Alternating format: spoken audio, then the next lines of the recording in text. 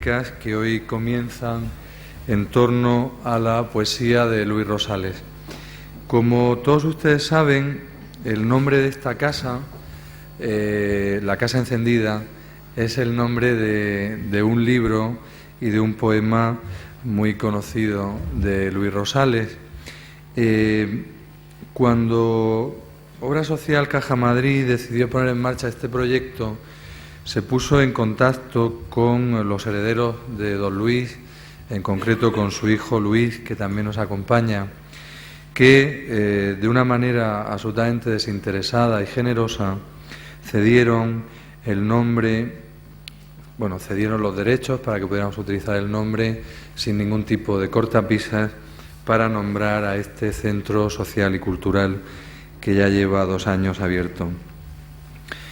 Fruto de ese contacto y de esas conversaciones surgió pues una relación realmente afable, afectuosa, afectiva y yo creo que enriquecedora entre su hijo y sus herederos, que también está aquí, la nieta de don Luis, y nosotros. Y fruto de todo este intercambio de conversaciones, quedó un poco por nuestra parte el compromiso de agradecer el gesto de la familia, difundiendo o ayudando a difundir la obra de don Luis Rosales. Con este motivo ya se presentó aquí el año pasado una edición una cuidadísima edición a cargo de Chelo Candel del libro de La Casa Encendida. Y en aquel momento se habló de la posibilidad de organizar estas jornadas en torno a la figura y a la obra de Rosales. Y aquí estamos. Yo, en primer lugar, quiero agradecer a Chelo, que ha sido la responsable de la organización y de la coordinación, su trabajo, y, por supuesto, a las personas que hoy me acompañan y que los tres, tanto José Manuel Caballero Bonal, como Francisco Brines, como Félix Grande, pues yo creo que no hace falta mayor presentación. Son 3 grandes poetas de nuestra literatura, grandes poetas vivos y de reconocidísima trayectoria y que además tuvieron cada uno a su manera y por motivos distintos, aunque en el fondo de todos estaba la creación poética, pues una relación con Rosales. Ellos, cuando yo baje de esta mesa, en la que he subido solo para darles la bienvenida y agradecerles su presencia y su participación, subirá Chelo Candel, que explicará un poco mejor que yo la jornada, ya que ella las ha organizado.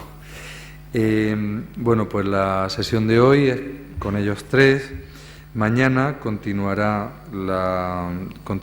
la segunda sesión de estas jornadas dedicada a la relación de la poesía de Rosales con los poetas jóvenes. Por lo tanto, mañana serán poetas más jóvenes los que estarán aquí, que serán Luis García Montero, Carlos Marzal, Vicente Gallego y Juan Carlos Rosales. Y por último, tendremos el día 20, el miércoles, una mesa redonda con Guadalupe Grande, Enrique García Máiquez, Antonio Hernández y Francisca Aguirre. Cuando he dicho poetas jóvenes me refería a la edad, evidentemente, poetas más jóvenes, no a la juventud de la creación de los que me acompañan. Sin más preludio, quiero invitar a Chelo a que suba para hacer ya la presentación más estrictamente académica y agradecerles de nuevo a los poetas que hoy me acompañan y a los que nos acompañan estos días su colaboración y su participación. Muchas gracias.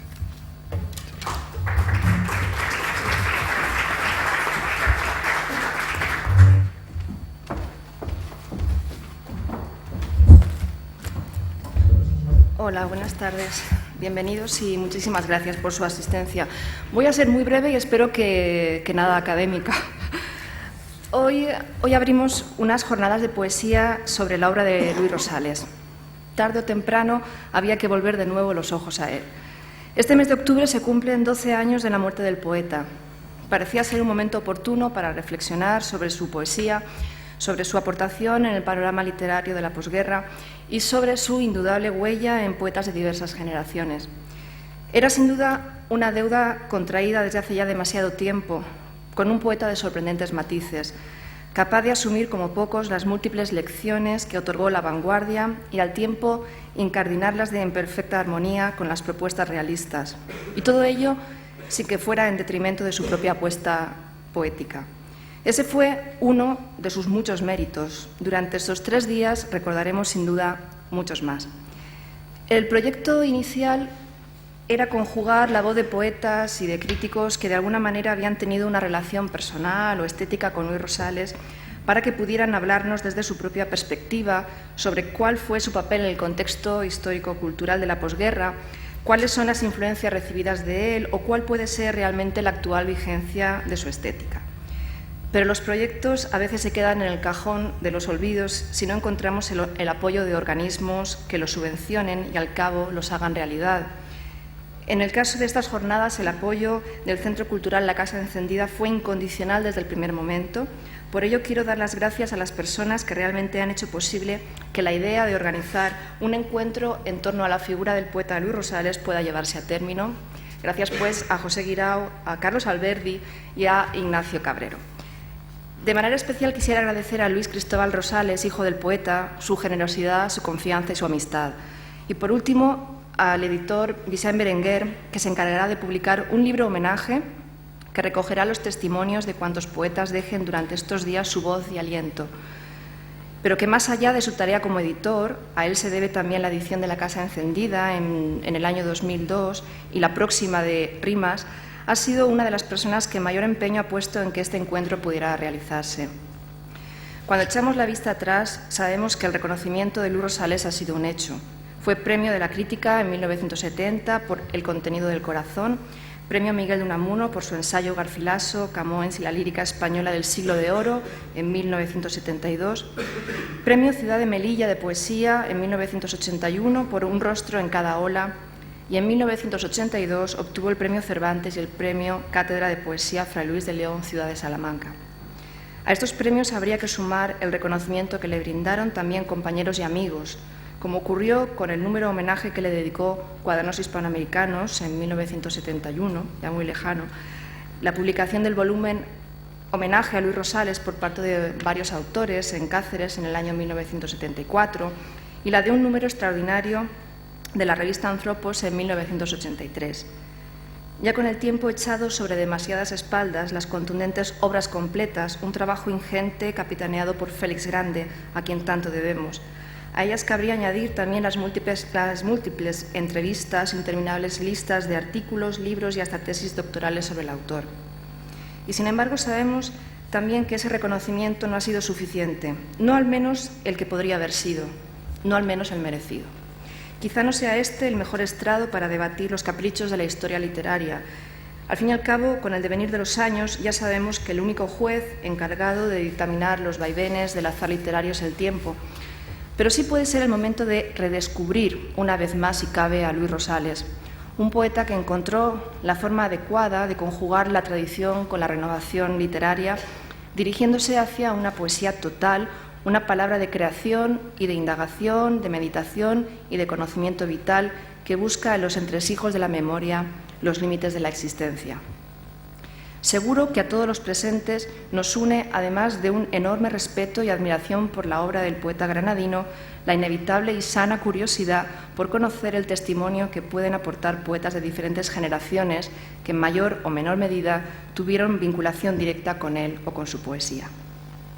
Empezamos hoy de manera brillante con 3 poetas imprescindibles, Félix Grande, José Manuel Caballero Bonal y Francisco Brines, a quienes agradezco enormemente que hayan aceptado la invitación y puedan compartir con nosotros esta tarde, convertida ya con su presencia en un cálido homenaje a un hombre que al calor de los años escribió: la vida, al recordar, se hace tan corta, cabe en unas palabras: nos amamos, hemos vivido juntos, me llamo Luis Rosales, soy poeta y he nacido en Granada. Muchas gracias y bienvenidos.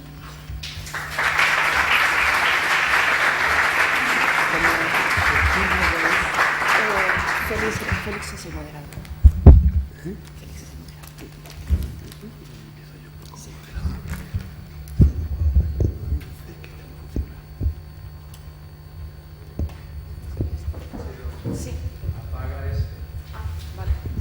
grabar el mío.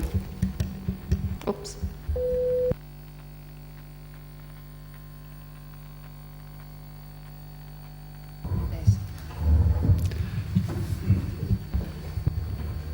Buenas tardes, bienvenidos. No se rían demasiado de mí al ver que tengo una esplendorosa torpeza con estos cacharros que suelen darme calambre. Y esto significa que ya soy, como se ve en mi cabeza enterrada en canas, una persona mayor.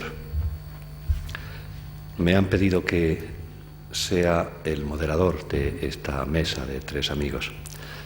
Es algo muy sencillo para mí, porque a nuestra edad los tres somos personas moderadas y mi trabajo va a ser muy fácil.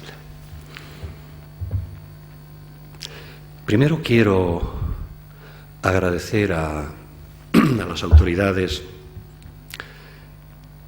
de la Casa Encendida y a Txelo Candel el acierto de dedicar unos días de recuerdo y de celebración de la poesía y la persona de Luis Rosales. Para mí, uno de los grandes poetas del siglo XX y una de las personas más ejemplares, más generosas, más templadas, más bondadosas, inteligentes y cultas que yo he conocido en mi vida. Recuerdo que un día en el año 1995 había muerto unos 3 años antes Luis. El poeta Antonio Hernández y yo fuimos convocados a una reunión en la que participaron el presidente, el director de la obra social de Caja Madrid, el albacea de Luis Rosales y el que después sería el editor de sus obras completas, Alejandro Sierra. Nos propusieron que nos ocupásemos de preparar las obras completas y lo primero que les dijimos es que era imposible, porque las obras completas de Luis Rosales nunca estarán a disposición de sus lectores. Una vez que nos pusimos a trabajar y terminamos el trabajo, resultaron salir 6 volúmenes, con un total de cerca de 5.000 páginas.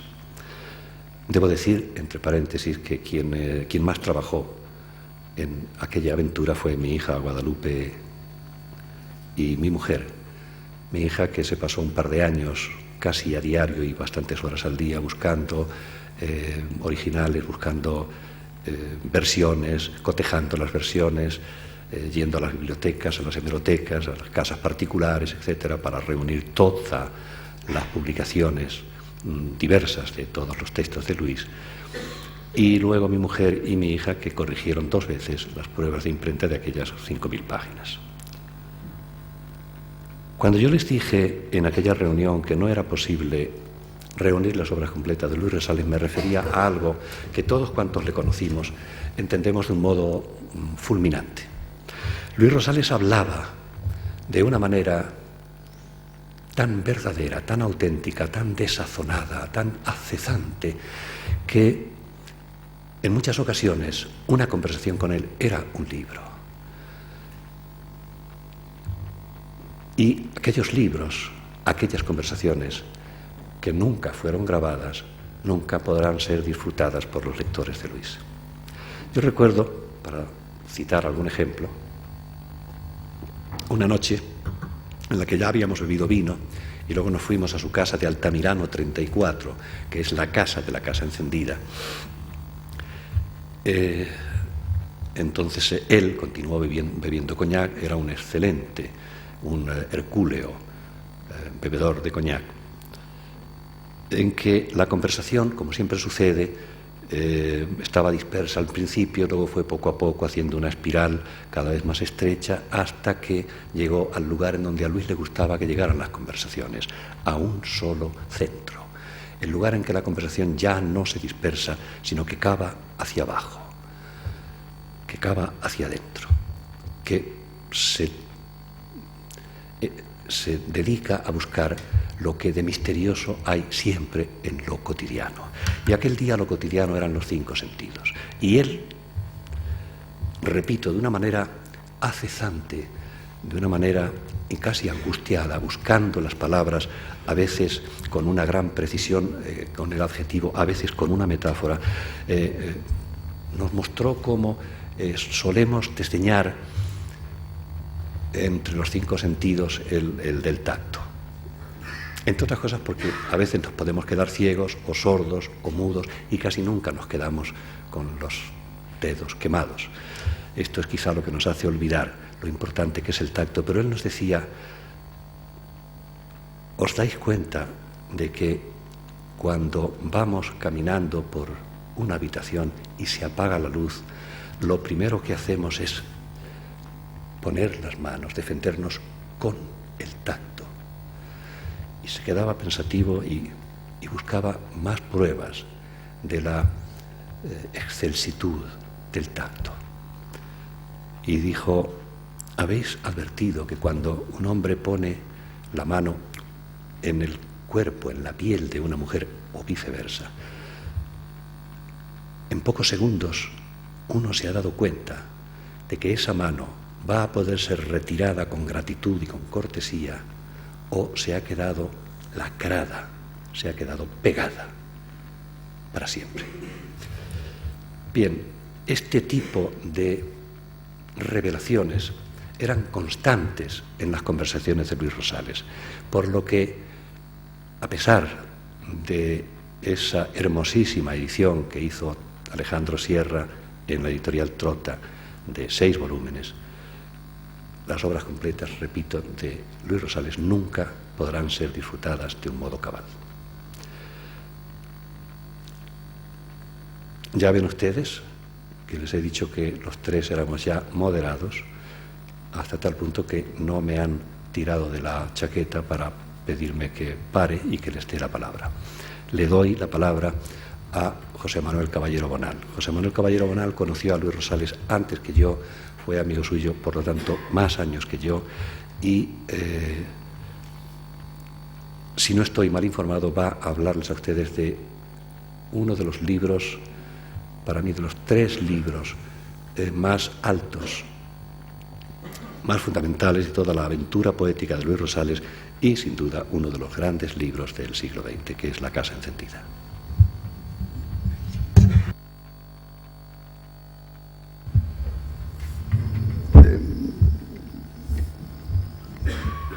Buenas tardes. No, ni que decir tiene que estoy encantado de estar en La casa encendida, que es también del libro en el que voy a centrar mi intervención breve.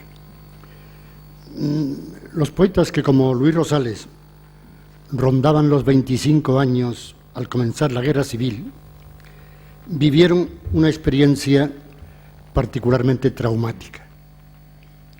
Formados dentro de una clara vinculación con las 2 generaciones anteriores, no será difícil advertir cómo esa ascendencia denota toda una perseverancia operativa dentro de la evolución de nuestra poesía, reemplazando ahora las secuelas simbolistas por un nuevo cultivo del realismo.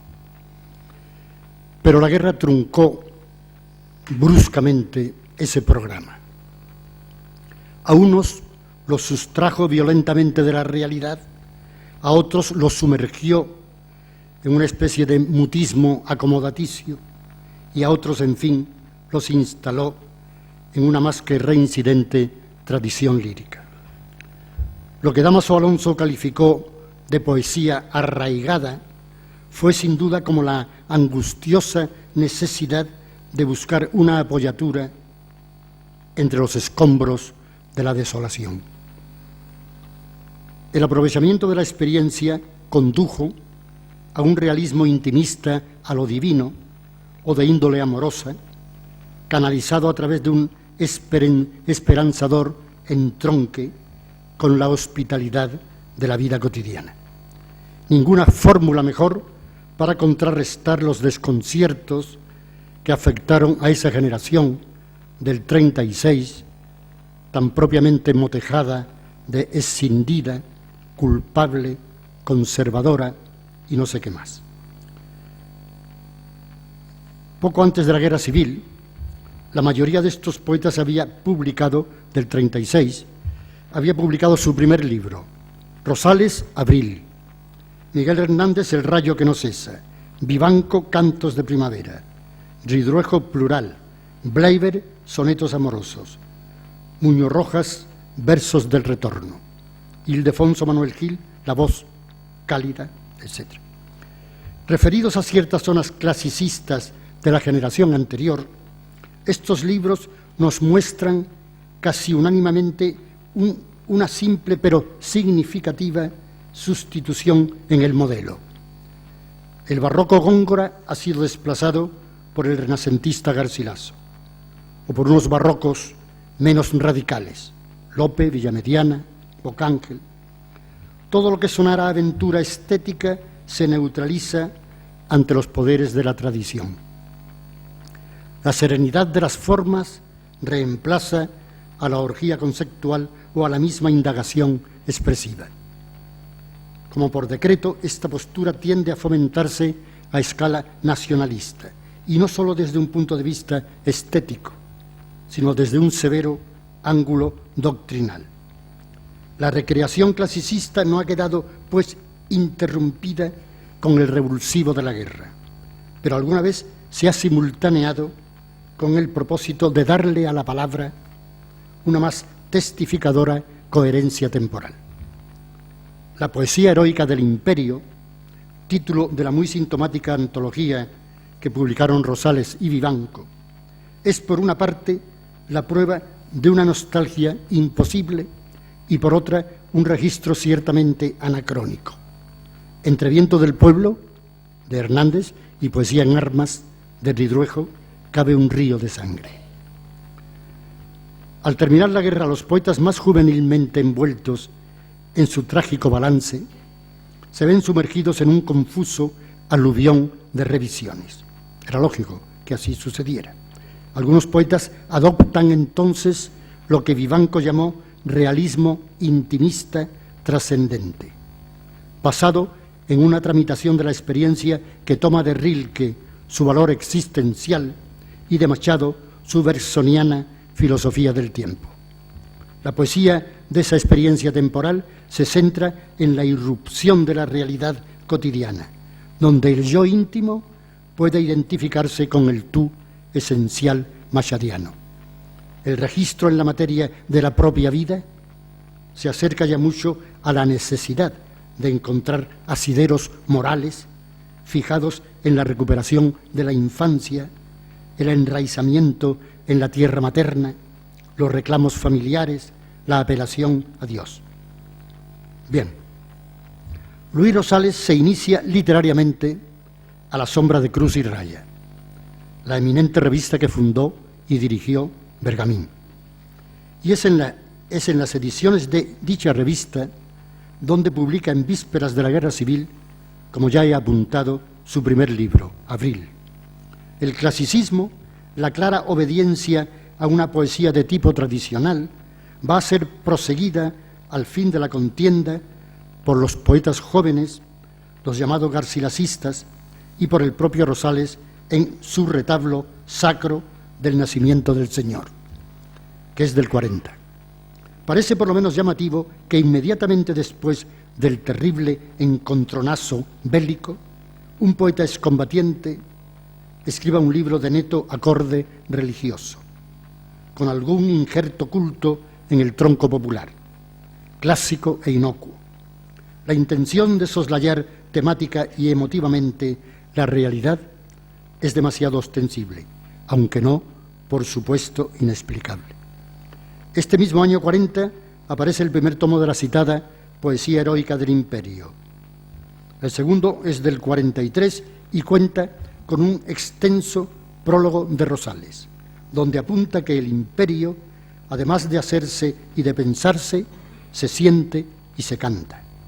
Queda clara, pues, la tendencia a evocar un pasado sublime, fusionando a tales efectos la poesía de la Edad de Oro con el ideario franquista del imperio.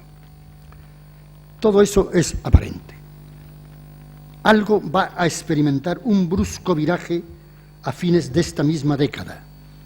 En 1949 se publica La Casa Encendida, uno de los más singulares ejemplos de poesía narrativa producidos en España.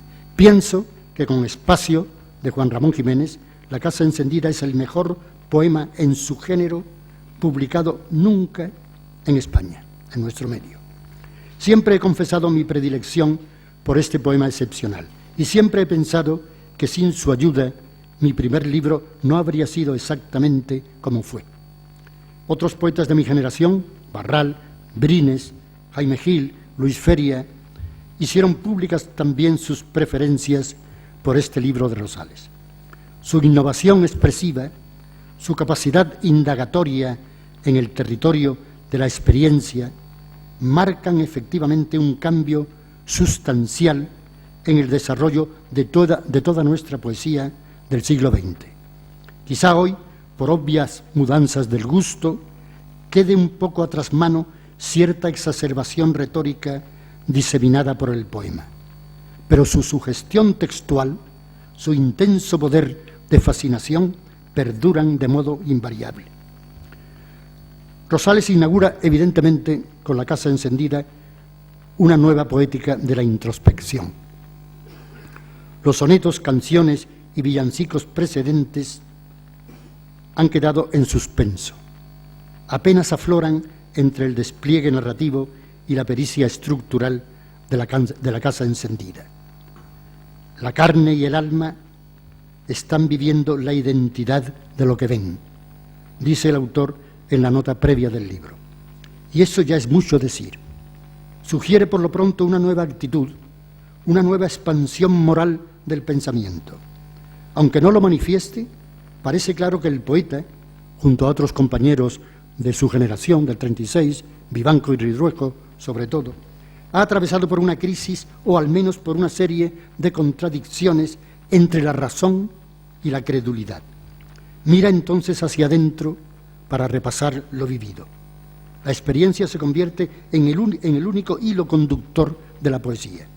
Una introspección acumulativa, obstinada, agobiante por momentos, va sacando a flote escenas del pasado, hechos aparentemente triviales de la vida cotidiana, la familia, los amigos, el entorno doméstico, los paisajes interiores, la inmovilidad de los objetos, porque todo es igual y tú lo sabes. Recordar es ya un aprendizaje de la vida. El ingenio descriptivo, la adjetivación insólita, la inventiva semántica, los adverbios desusados, el fraseo reincidente van creando en La Casa Encendida una atmósfera medio ilusoria entre la realidad y el ensueño, de itinerario hacia algún secreto emocionante. La alternancia entre la primera y la segunda persona del singular favorece esa sensación.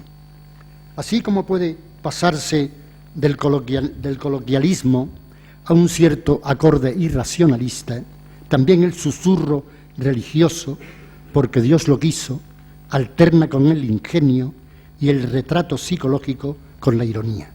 Ironía hay bastante en el poema. Las variantes temáticas son muy abundantes dentro de una misma norma conceptual. En cualquier caso, el poeta siempre se acerca a la frontera de su alma, cito textualmente, para tener la seguridad de que había hecho cuanto era necesario para vivir. Exactamente. Un propósito y un merecimiento. El alma es poco menos que una imagen constante en todo el libro. La palabra del alma es la memoria. Dentro de ese monólogo dramático que unifica La Casa Encendida, es esa memoria, en tanto que flujo entrecortado de la experiencia, la que aviva y sustenta el despliegue global del poema, le da sentido y lo hace autosuficiente. Pero un último dato. Después de La Casa Encendida, en 1951, Rosales publica Rimas. con un prólogo, más bien un retrato de Dámaso Alonso.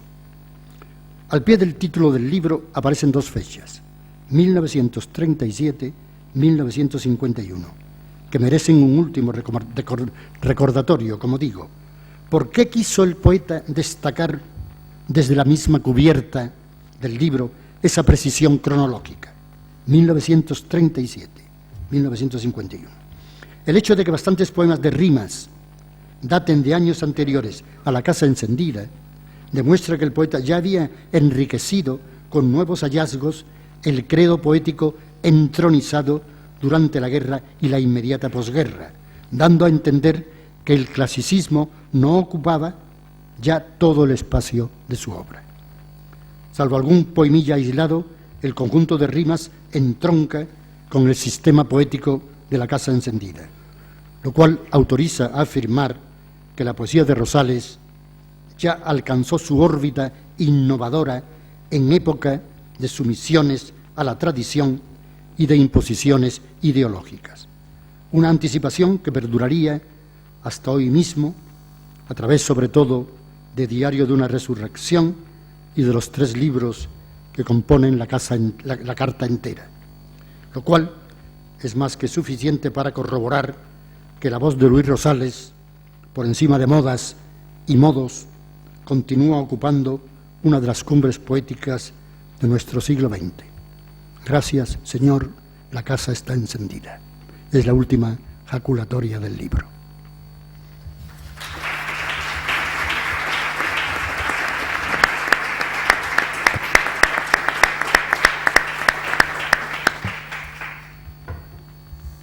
Gracias, José Manuel. Me alegra que José Manuel Caballero Bonal haya mencionado la vinculación de Luis Rosales a la España del Imperio. Pero me alegra por otra razón que la que él ha señalado justamente. Y es que la frecuentación de Luis Rosales a la literatura del Siglo de Oro le llevó a ser uno de los especialistas más profundos, a veces podría decir incluso más visionarios, una de las miradas más penetrantes sobre ese prodigio que fue el Siglo de Oro español.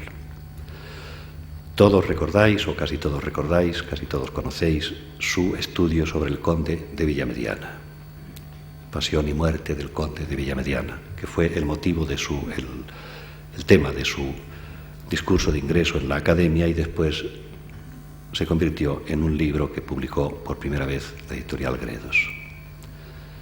Es un libro hermosísimo. Decir bien escrito es una trivialidad. Luis Rosales no sabía escribir mal. Es como si le dijeran a Paco de Lucía que tocase mal la guitarra. Si apostásemos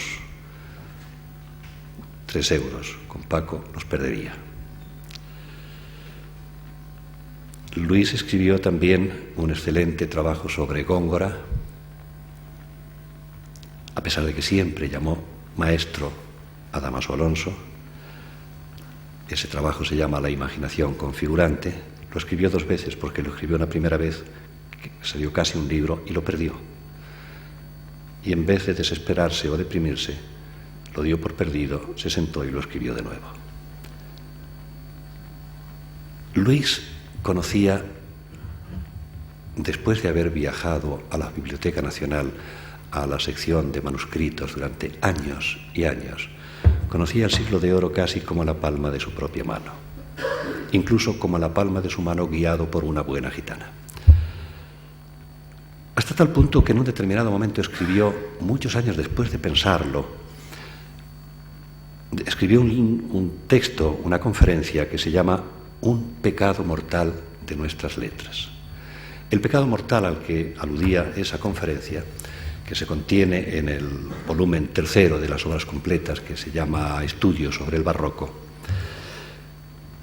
Ese pecado mortal consistía en que durante siglos habíamos estado leyendo un bárbaro, magistral soneto de Quevedo, sin darnos cuenta de que no estábamos leyendo el soneto de Quevedo. Él, manejando todos los manuscritos que logró encontrar, pudo fijar el texto de ese soneto famosísimo, que es el que empieza: miré los muros de la patria mía. Aquel soneto prodigioso, técnicamente prodigioso, que tiene una primera mirada, digamos, una primera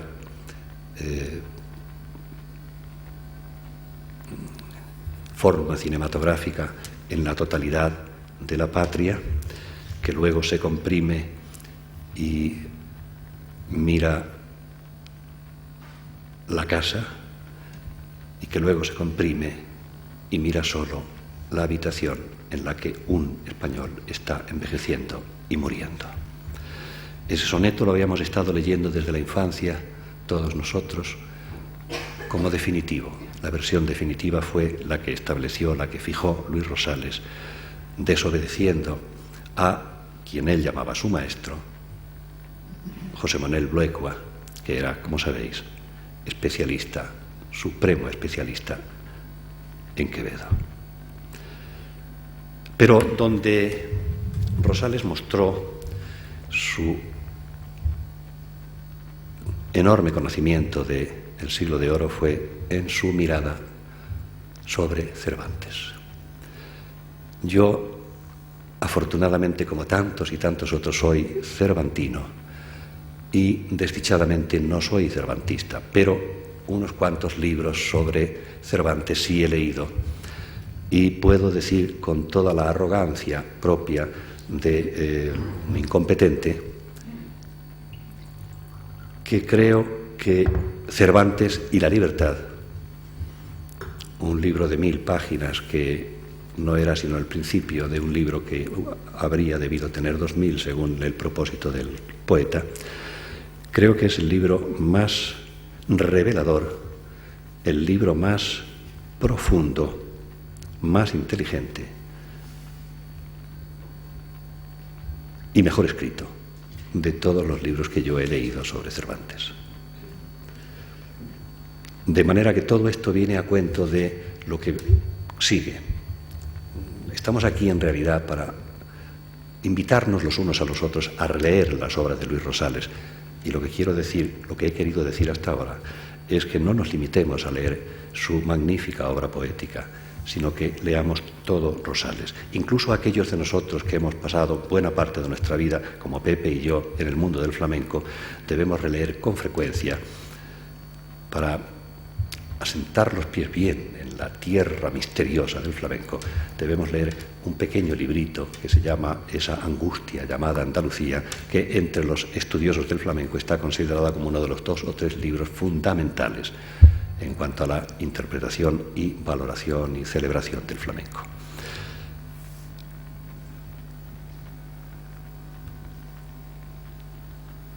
Ha señalado Pepe Caballero Bonal que, en efecto, Rimas, el libro que se publicó muy poco después de La Casa Encendida, un año después, tenía poemas ya que venían del año 1937. Es curioso cómo este hombre, que tuvo una primera etapa muy, diría, sometida a los códigos que había instalado en la crítica y en el pensamiento don José Ortega y Gasset, después se fue desplazando, como señala Guadalupe Grande en el prólogo al último de los volúmenes de las obras completas, hacia el magisterio de don Antonio Machado. No sé si sería en Machado o donde fuera, en donde Luis Rosales se dio cuenta de que aquella frase suya, lo vivo era lo junto, tenía que ser aplicada al poema. Y en Rimas, casi todos los poemas tienen esa ley de que todo en el poema esté junto. Lo diré más claro. Para Luis Rosales, en ese libro, en Rimas y en general en buena parte de toda su obra poética, el poema no debe ser un escaparate de aciertos verbales o de arrogancias técnicas, no debe ser una exhibición de inteligencia verbal, sino un organismo vivo, un organismo que tiene su propia respiración. De rimas les voy a decir uno de sus páginas que les muestra mucho mejor que yo hasta qué punto Luis tenía la pasión de que el poema fuese un organismo que respira, un organismo vivo. Bueno, él sabía que las palabras, lo dijo además con una frase muy hermosa, dijo: las palabras, como las emociones, nacen en una fuente remota del sentir colectivo. Él sabía pues que las palabras tienen 1000 años, las palabras españolas tienen 1000 años, y que nosotros los poetas, los capitanes o los de la infantería, no somos más que seres casuales, que venimos aquí de un modo fortuito, que duramos poco y que después nos vamos y somos olvidados. En tanto que las palabras tienen 1000 años de edad y tienen por lo tanto canas de 1000 años de longitud, y hay que acercarse a ellas con mucho respeto. Y con ese respeto unía las palabras para que continuaran vivas, para que continuasen respirando como criaturas vivas que son. También lo decía Unamuno, otro de sus maestros: tened fe en las palabras porque ellas son cosa vivida. Pues con esa fe en las palabras y con esa decisión de que el poema fuese, ante todo, un organismo vivo, un organismo expresivo, un organismo que sirviese por lo menos de consuelo, escribió esta página que se llama Autobiografía, muy conocida de todos vosotros, que dice: como el náufrago metódico que contase las olas que le bastan para morir, y las volviese a contar para evitar errores hasta la última, hasta aquella que tiene la estatura de un niño y le cubre la frente. Así he vivido yo, con una vaga prudencia de caballo de cartón en el baño, sabiendo que jamás me he equivocado en nada, sino en las cosas que yo más quería. Ustedes ya se han dado cuenta de que es una sola frase. No se sale de esa frase ni una sola sílaba. Es un ejemplo supremo de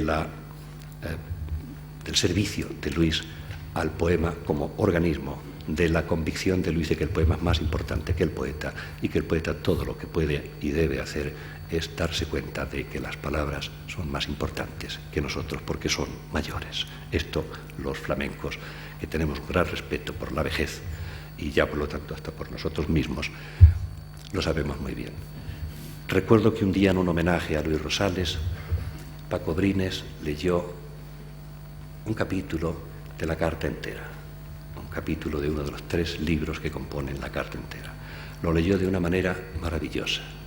Lo leyó no como si lo hubiera escrito él, sino como si lo hubiera escrito y quisiera seguir escribiéndolo.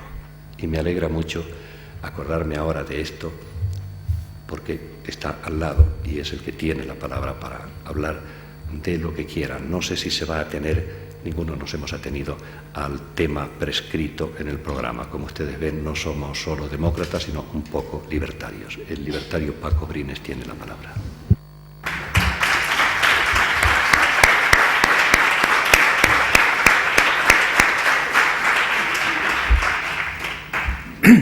Buenas noches.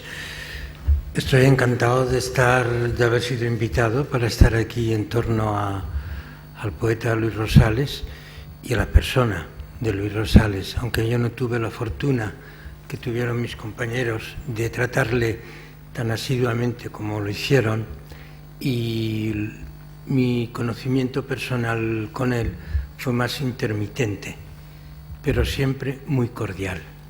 Cordial con ese punto cariñoso de ironía que tenía y que a mí, al menos, me agradaba mucho. Debo decir que, bueno, van ustedes a, no he traído nada escrito, a un tartamudo. En fin, paciencia.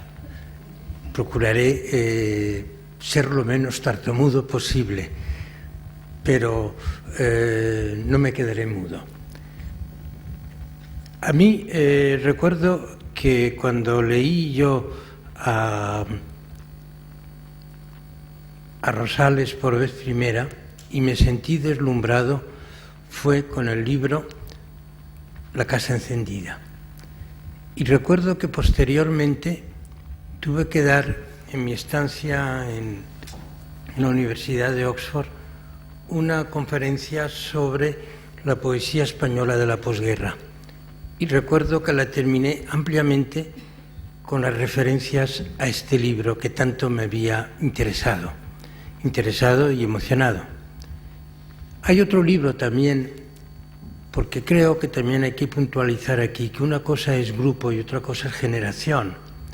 La generación es fatal porque obedece a una cronología determinada y en ese sentido la generación del 36 es el grupo del 36 del cual se continúa una generación que viene después, que es la misma, de la misma manera que en mi generación hay unos que tienen más edad y otros que tienen menos, ¿no?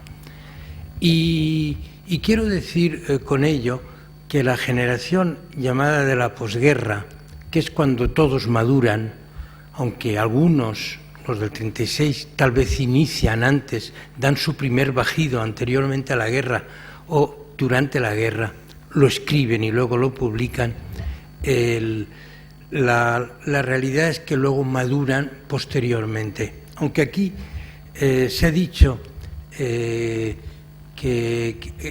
la singularidad de Rosales, que es un poeta síntesis, porque Rosales lo que hace es reunir en su voz con una gran personalidad, es decir, con una gran, en este sentido, originalidad, toda la tradición clásica y la reciente tradición del siglo XX. La del 98, al cual añade dos de las grandes vetas, yo creo que la fuente quizá más caudalosa fue la de Juan Ramón Jiménez en cuanto al tiempo y también a la calidad, pero luego vino Machado, Antonio Machado y Unamuno. Y ellos son el grupo del 36 los que incorporan a ambos y los incorporan ya hechos y hechos en su propia poesía.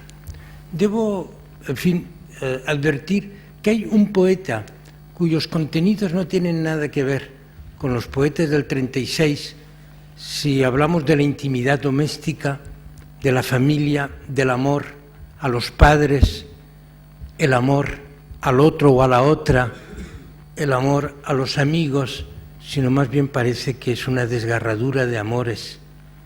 Pero sin embargo es el que está más cerca, no solamente en la consideración del poema como un ser orgánico, como un objeto orgánico, como ocurre en ellos, como también en los poetas que le interesan, que son Unamuno, que son Machado, que anteriormente, cuando todos están haciendo el homenaje a Góngora, él lo hace a Garcilaso, y que además tiene un libro totalmente impregnado por Bécquer. Me estoy refiriendo, como ustedes ya sabrán, habrán advertido, a Luis Cernuda, que estando a las antípodas de ellos en cuanto a los contenidos, sí en la concepción del poema es el más cercano de los poetas anteriores. Yo creo que la relevancia de Rosales es esa precisamente, la capacidad de síntesis que tiene de los clásicos junto con las dos grandes generaciones que son del 20 anterior a él, que son las del 98, sobre todo en cuanto a lo contenido y la concepción del poema, y el 27 con respecto a la libertad y a la capacidad de invención metafórica, de una manera muy determinada, una metáfora que los singulariza absolutamente con respecto a los otros poetas del 27. Yo he hablado de la importancia que tuvo para mí La casa encendida, y hay otro libro también de este grupo del 36 que me importó también extraordinariamente, que es Escrito a cada instante, de Leopoldo Panero. Creo que es un poeta que por razones que todos sabemos está disminuido en cuanto a su valor extraordinario como poeta.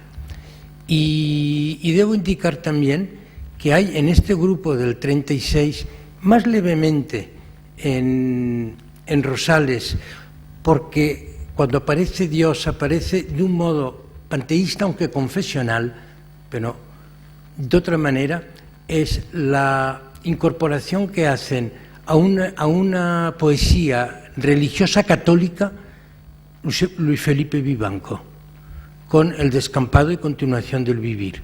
Y ese adenda que tuvo este grupo, por eso creo que es grupo, también no tanto generación, que fue el Benjamín Valverde, que también es otro poeta católico, posterior hacia otra, verdaderamente renovador de la poesía de esta índole.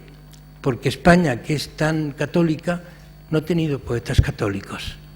Y quizá los ha tenido con esta intensidad y con esta importancia en este grupo del 36.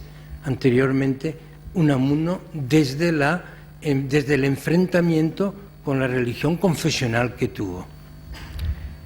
Otra cosa que quería decir, porque yo pensaba que esto sería una mesa redonda, que saltarían los temas y hablaríamos cada uno de ellos, y ahora estoy hilvanando ya, tartamudeando, como he dicho antes, es la capacidad que tiene metafórica de invención absolutamente original y personal Luis Rosales, que aparece ya en la última parte del Abril, de la primera edición de Abril, porque Rosales lo que hace es refunde los libros y los mejora los libros y los refunda a fondo. Y lo que sorprende es que en esa refundición, en esa escritura que aparece en unos años determinados como Segundo Abril, que en gran parte es posterior a Abril, pero casi inmediatamente a la escritura de Abril, ya está el Rosales como en esa sección de la que he hablado, con el Rosales que nos vamos a encontrar todos, y que está también en el contenido del corazón, que aunque se publica más tarde, tiene su primera escritura en los primeros años 40, o en el año 40 o 41, y poesía en prosa, pero en que ya está ahí la casa encendida, absolutamente. Aunque yo prefiero el texto poético, y no solamente en el caso de Rosales, sino en general. Otro gran poeta de la prosa es Juan Ramón Jiménez, y sin embargo prefiero también la poesía, aunque me interesa mucho la variedad de invención que tiene de realización en la prosa. Yo creo que Rosales es un poeta absolutamente permanente, y pienso que ha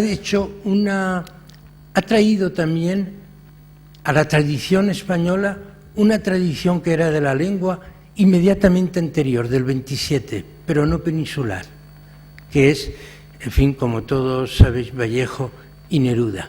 Pero sobre todo importante es la aportación vallejiana en la poesía de Rosales, tan personal en Rosales y tan diferente de la de Vallejo, que es la ternura en la intimidad, en lo doméstico, y la ternura acentuada, sabiendo que va a quedar en equilibrio, de modo que no se pase del tono adecuado.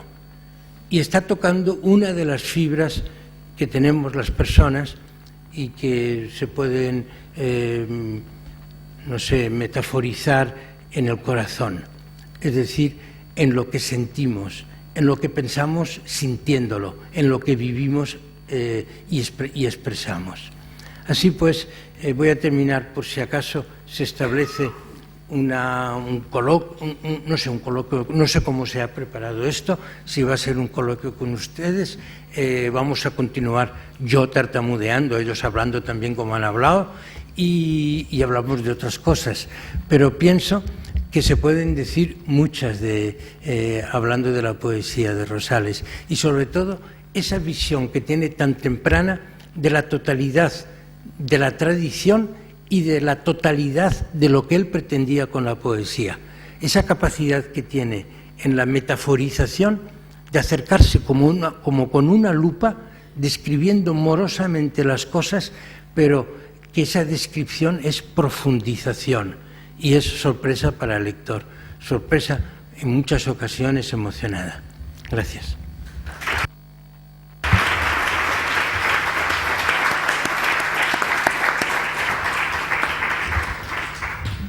Paco Brines ya les ha dicho que no sabe cómo va a estructurarse este acto. Yo tampoco, pero como me han proclamado moderador, pues inmoderadamente voy a decidir, voy a resolver qué es lo que podemos hacer a partir de ahora. De todos modos, antes quiero dejarles a ustedes una anécdota.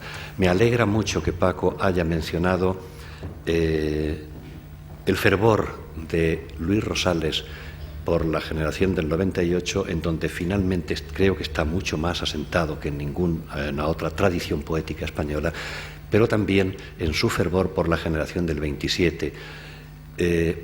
Y me alegra que él haya mencionado la generación del 27, no solo los pertenecientes a los nacidos en España, sino que la generación del 27 para Luis Rosales, creo que para todos nosotros debiera ser lo mismo, está compuesta también y desde luego sin capacidad de exclusión por César Vallejo y Pablo Neruda. A los dos Luis Rosales los leía con una inteligencia que trataba de contagiarnos a nosotros.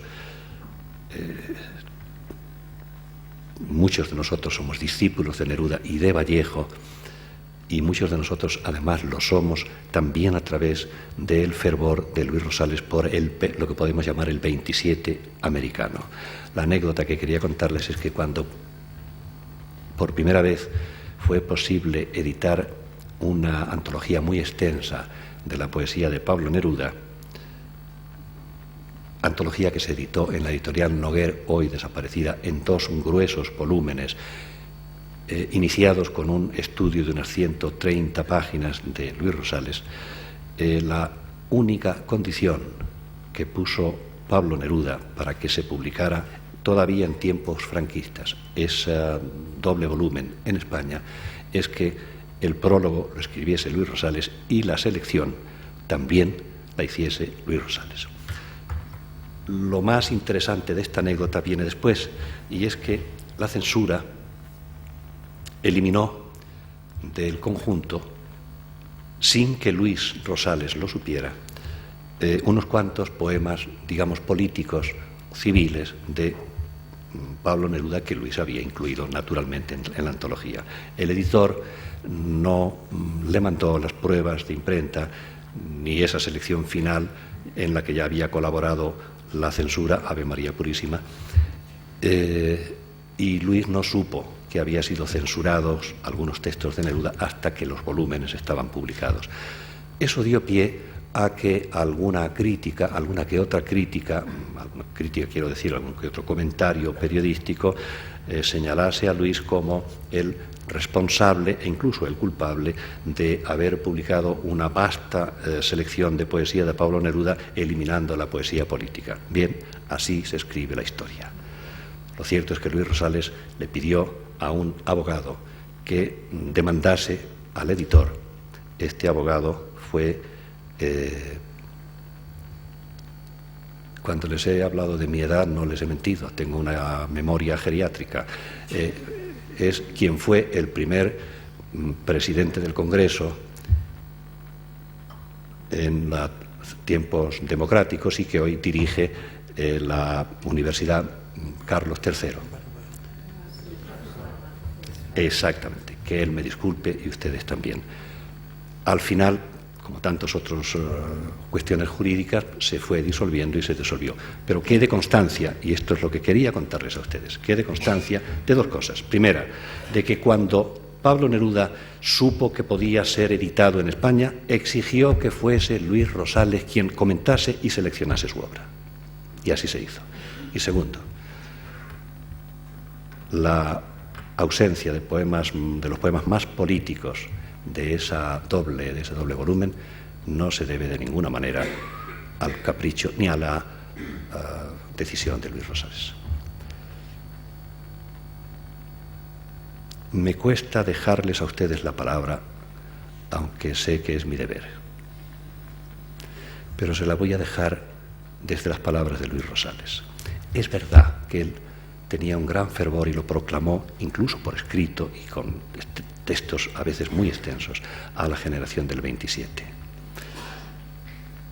Pero creo que finalmente, en lo más profundo de su corazón y de su conocimiento, a quien llegó, en donde llegó a aposentarse con todo su peso, fue en la generación del 98 y muy concretamente, no solo en Juan Ramón Jiménez, que fue su primer maestro, como fue el maestro de toda la generación del 27, sino en don Antonio Machado. Les recuerdo de memoria una página que parece sugerir que no estoy mintiéndoles a ustedes. Es decir, que parece contener cierto aliento de la sencillez misteriosa de Antonio Machado. Es una décima que creo recordar que se llama Durar también es vivir.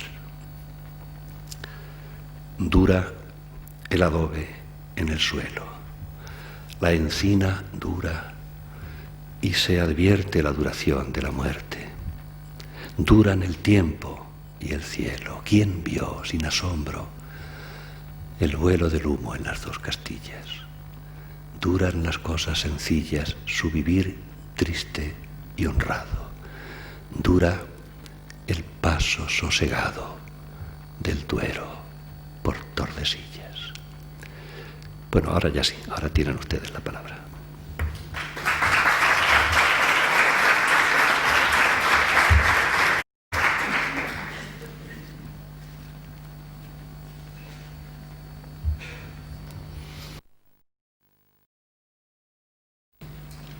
Qué buena gente hay en la Casa Encendida.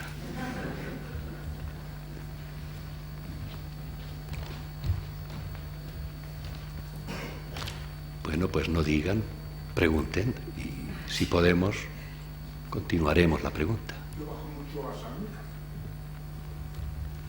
Y tenía muchos deseos de conocer al señor Bonal, pero no he podido. Y siento el cante, que hablaba usted, siento el cante, porque es que, no sé, lo llevo dentro. Y bajo exclusivamente todos los años, llevo ya 4 o 5 años, escuchando cante en el concurso de bajo de Guía, que me parece que don Juan Manuel, si no ha estado, lo conoce perfectamente. Canta usted demasiado bien. Bueno, y no me ha visto usted por Sanlúcar, yo suelo ir con... He tenido oportunidad de poder saludarle a usted, pero lo he perdido. Bueno. Tengo mucha intención de verle a usted allí para invitarle Sí. a una copita. Pues yo en Sanlúcar yo conocí es una casualidad bastante sintomática, yo conocí a Luis Rosales en Sanlúcar, porque recuerdo que en el año, a poco de publicarse La Casa Encendida, viajaron un grupo de poetas españoles, Panero, Rosales, Subiaurre, un poeta ya olvidado, y Foxá. Hicieron una especie de tourné por América para hacer lecturas en distintos países latinoamericanos. Y entonces embarcaban en Cádiz en un barco, La Habana, con rumbo a La Habana, llamado La Habana el barco, y había un par de días libres y fuimos a Sanlúcar invitados por otro gran amigo de Luis, que era Vicente Fernández de Bobadilla, y pasamos unos días maravillosos allí, y fue cuando yo leí La Casa Encendida, a poco de conocer a Luis. Yo tenía 20 años cumplidos, y esa experiencia de lector de La Casa Encendida a mí no se me olvidará nunca. El descubrimiento de una palabra desconocida para mí, penetrar en un mundo poético del que no tenía noticias, porque en aquellos años, además, todo lo que se podía filtrar a través de La Casa Encendida, no ya de la tradición mejor española, sino de la poesía latinoamericana de de un Vallejo, un Neruda, como se ha hablado. Yo no conocía a Vallejo y a Neruda porque no circulaban esos libros todavía en España y no tenía posibilidad de encontrarlos. De modo que yo, a través de la Casa Encendida, empecé de verdad a hacerme poeta. Y eso son cosas que nunca se olvidan. Y el hecho de que fuera en Sanlúcar ha sido curioso por su alusión, ¿no?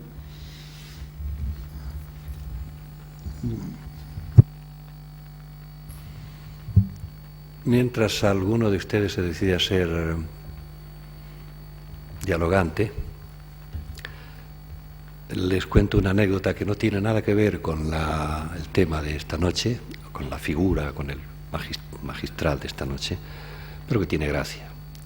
Y me lo ha recordado la mención de Pepe Caballero Bonal a Agustín de Foxá, que, como ustedes saben, era diplomático y que, como ustedes saben, tuvo un destino de embajador en Uruguay. Allí se casó y a los 15 días de casado su esposa se fugó con un recio norteamericano que jugaba al béisbol. Agustín de Foxá, con esa gran serenidad que suele dar el dolor asumido, continuó haciendo su trabajo de embajador en Uruguay y, por lo tanto, dando fiestas en la embajada. Un día, en una de aquellas fiestas, se acercaron dos señoras, hacía aproximadamente un mes que se había quedado aproximadamente viudo,